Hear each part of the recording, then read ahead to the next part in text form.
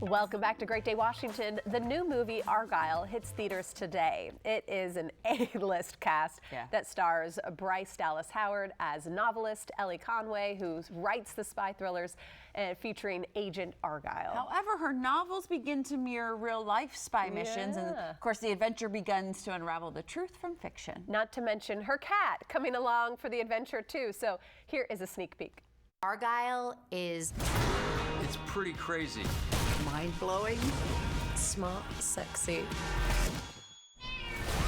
It's called reality, but it's Matthew Vaughn, so it's a heightened reality. You can't always understand the madness of Matthew Vaughn. You just have to go with it.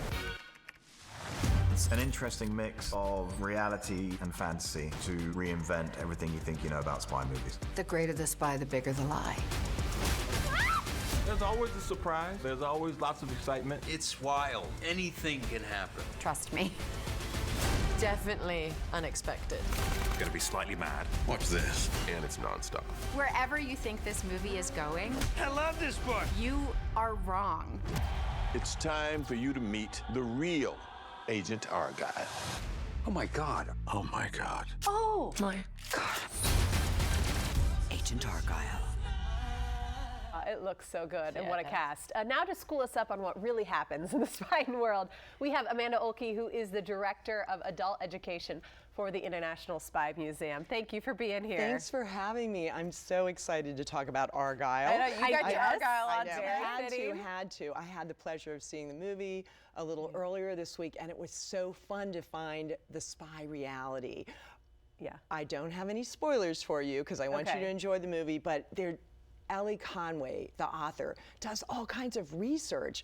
And I had such a thrill because she's reading a book, doing research on a train.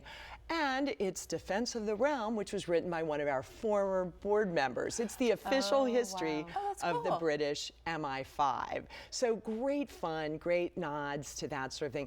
Also, I don't want to ruin anything, but there is some reference to MK Ultra psychological operations that the CIA worked on. True.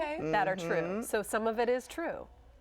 Inspired by the truth, like all good spy fantasies should be. Interesting. We saw a lot of clips of the cat, so we've got a clip of that we want to talk to you about.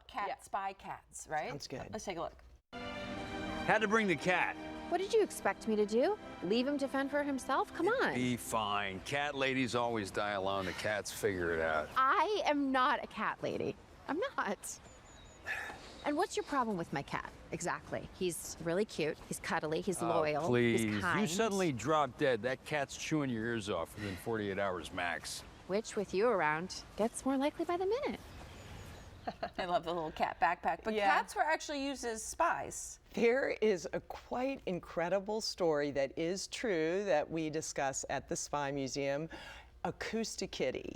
This is a project that the CIA worked on in the 1960s to transform a cat into a listening device, a recording device. Can you imagine? Do you like cats? I love cats. Oh, yeah. Not very trainable. No. But this, and I will say, Acousticitty was not hurt in the process of working with the cochlea in the ear to make that into kind of a natural microphone, then a recording transmitter. There are different stories about whether the antenna went up the cat's tail or just down the cat's back.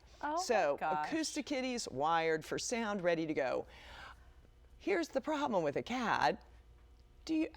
They see delicious food. Oh yeah, they're unpredictable. They're unpredictable. So there are some different endings to Acousticitty's story, but I'll just tell you that the process of being wired for sound was not what did Acousticitty in.